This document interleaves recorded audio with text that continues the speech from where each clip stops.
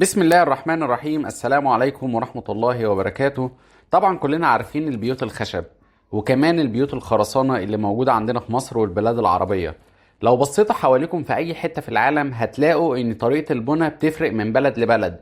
في دول بتبني بيوتها من الخشب زي أمريكا وكندا واليابان، ودول تانية بتعتمد على الخرسانة زي مصر والسعودية ومعظم دول أوروبا الجنوبية.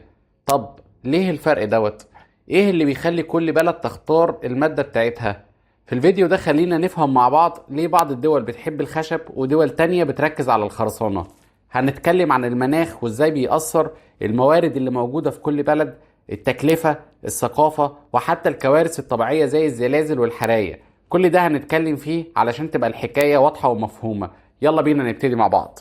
اول حاجة لازم نفهمها هي ان المناخ بيلعب دور كبير جدا في اختيار مواد البناء. الجو مش مجرد حاجة بتشتكي منها في الصيف او الشتاء، لا، ده بيحدد البيت هيبقى عامل ازاي. مثلا في دول زي امريكا وكندا الجو بيبقى بارد اغلب السنة، والخشب بيشتغل كويس جدا هناك. ليه؟ عشان الخشب بيحتفظ بالحرارة، يعني البيت بيبقى دافي من جوه لما التلج بيغطي كل حاجة بره. كمان الخشب خفيف وسهل يتشكل، فبيستخدموه في البيوت الصغيرة اللي بنشوفها في الأفلام. على الناحية التانية في بلاد زي مصر أو السعودية الجو حار وجاف أغلب الوقت. لو بنيت بيت من الخشب هنا هيتكسر بسرعة عشان الشمس بتاكل الخشب مع الوقت، وكمان الحشرات زي النمل الأبيض بتحب تعيش فيه. الخرسانة بتبقى أحسن عشان بتتحمل الحر والرطوبة لو موجودة، وبتخلي البيت بارد من جوه في الصيف. يعني لو بصيت على بيت في مصر هتلاقيه تقيل ومتين عشان يقاوم الجو الصعب. كمان في دول زي اليابان الخشب بيبقى مفضل بس لسبب تاني، هناك بتحصل زلازل كتير والخشب خفيف ومرن، يعني لو الأرض اتقلبت البيت بيتحرك معاها من غير ما ينهار. لو كان خرسانة ممكن يتكسر ويقع على اللي جواه.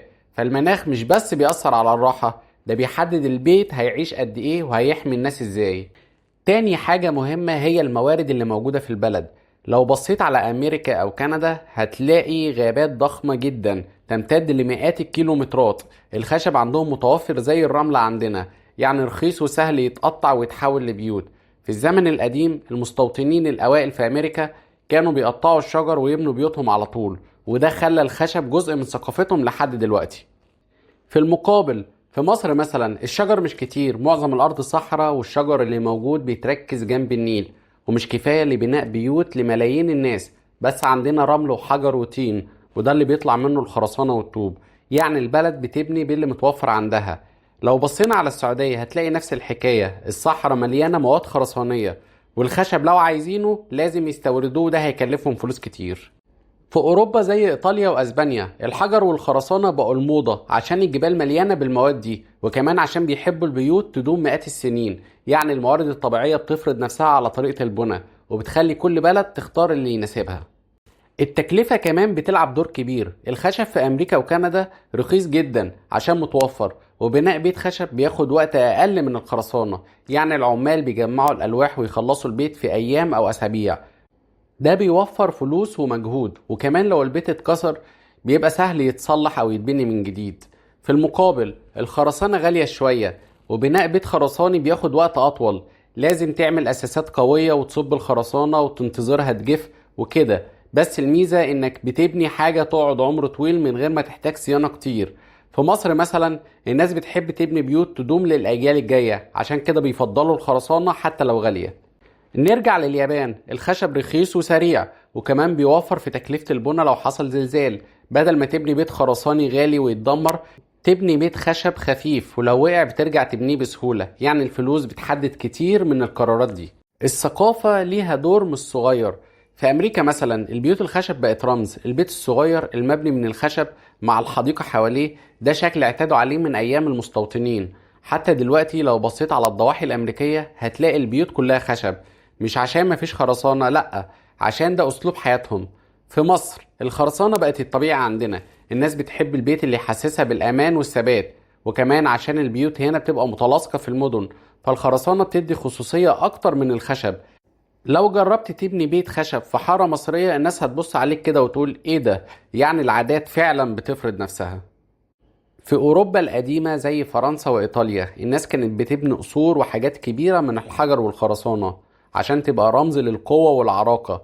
لحد دلوقتي بيحافظوا على الطريقة دي في المناطق السياحية. يعني الثقافة مش بس بتختار المادة، دي بتحدد شكل البيت كله. آخر حاجة مهمة هي الكوارث الطبيعية.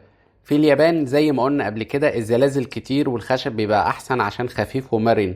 لو البيت خرسانة واتكسر هيبقى خطر أكبر على اللي جواه، بس في نفس الوقت الخشب ضعيف قدام الحرايق، وده عيب كبير لو حصل حريقة. في أمريكا في مناطق زي كاليفورنيا بتحصل فيها حرائق غابات، والناس لسه بتبني خشب عشان رخيص وسهل، بس بيحطوا مواد مقاومة للنار. على الناحية التانية في مصر والسعودية مفيش زلازل قوية ولا حرائق غابات، فالخرسانة بتبقى أحسن عشان تتحمل الجو وتدوم من غير مشاكل. في أوروبا الشمالية زي السويد بيستخدموا الخشب عشان البرد القارس، بس بيحطوا طبقات عازلة. يعني كل بلد بتختار المادة اللي تقدر تقاوم الكوارث بتاعتها. في النهاية ليه دول بتبني خشب ودول تانية بتبني خرسانة؟ الحكاية مش حاجة واحدة بس بتفرق، دي مزيج من حاجات كتير زي المناخ، الموارد، التكلفة، الثقافة، والكوارث الطبيعية.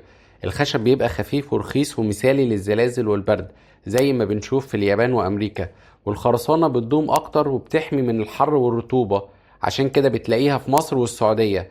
كل بلد بتشوف اللي يناسبها وتمشي عليه، وده اللي بيخلي العالم مليان تنوع في البيوت والعمارة. مش بس كده، لو بصيت حواليك هتلاقي ان الاختيار ده بيعكس حياة الناس نفسها. مثلا في امريكا الخشب بيدي حرية تبني بيتك بسرعة وتغيره لو عايز، وده يناسب اسلوب الحياة السريع هناك. في مصر الخرسانة بتدي احساس بالثبات والامان، وده بيتماشى مع فكرة انك تبني بيت ليك ولأولادك ولأحفادك كمان. يعني البنى مش مجرد حجارة وخشب، ده قصة حياة الناس وازاي بيفكروا في المستقبل.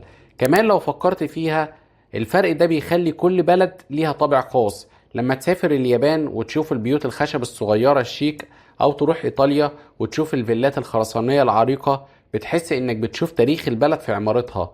وفي النهاية الاختيار بيرجع للي يخلي الناس مرتاحة وعايشة بأمان، سواء كانوا بيحب الخشب اللي بيدي دفء ومرونة، ولا الخرسانة اللي بتعيش عمر طويل وتقاوم كل حاجة. ايه رأيكم بقى؟ لو انتوا هتبنوا بيت دلوقتي هتختاروا الخشب ولا الخرسانة؟ وهتعملوه فين؟ في مصر ولا بره مصر؟ ولو عندكم بيت في بالكم تحبوا تبنوه احكوا لنا عنه في الكومنتات. ولو حبيتوا الفيديو ده ما تنسوش تعملوا لايك وتشتركوا في القناة عشان نجيلكم بكل جديد ان شاء الله. السلام عليكم ورحمة الله تعالى وبركاته.